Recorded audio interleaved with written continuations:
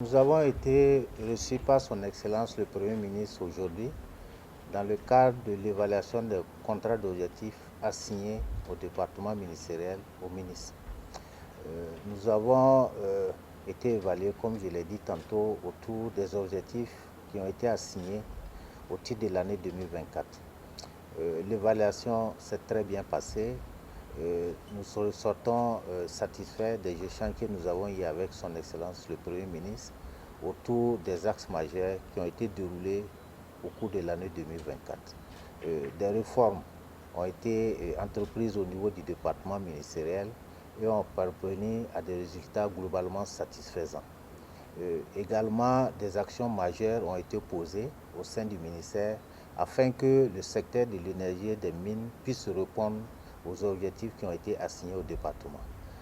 Nous avons pu, au cours de l'année 2024, poser un certain nombre de réformes. C'est notamment l'adoption du code minier et ses textes d'application. Globalement, ces 19 textes, le ministère a pu porter en Conseil des ministres 18 textes qui ont été adoptés par le Conseil des ministres. Le ministère a également travaillé à faire adopter le contenu local, qui est un élément assez important pour le secteur des mines.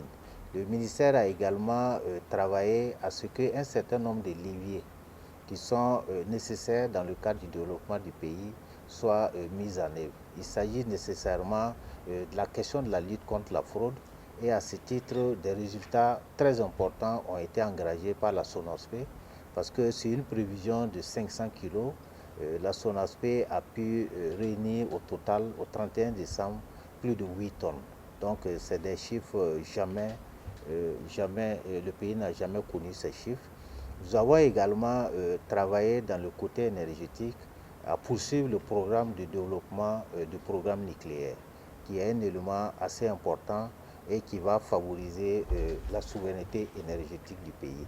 Nous avons également poursuivi avec la construction des infrastructures de transport et de distribution. Au total, 220 km de lignes ont été construites. Il y a eu également le démarrage des travaux de 105 localités, et au 31 décembre, nous avons pu réceptionner les infrastructures au niveau de 60 localités. Donc, c'est des éléments qui ont pu globalement été jugés satisfaisants, et le ministère sort avec une note globale, un taux d'exécution de 85,83%. Cela est en nette augmentation par rapport au niveau de l'année 2024 où nous étions autour de 75%. Donc le Premier ministre a également donné un certain nombre d'orientations pour que nous puissions les traduire dans nos documents programmatiques de l'année 2025 afin de faire du secteur de l'énergie et des mines un secteur à forte valeur ajoutée qui puisse être le socle de développement pour le pays et qui puisse accompagner l'ensemble des autres secteurs de développement du pays.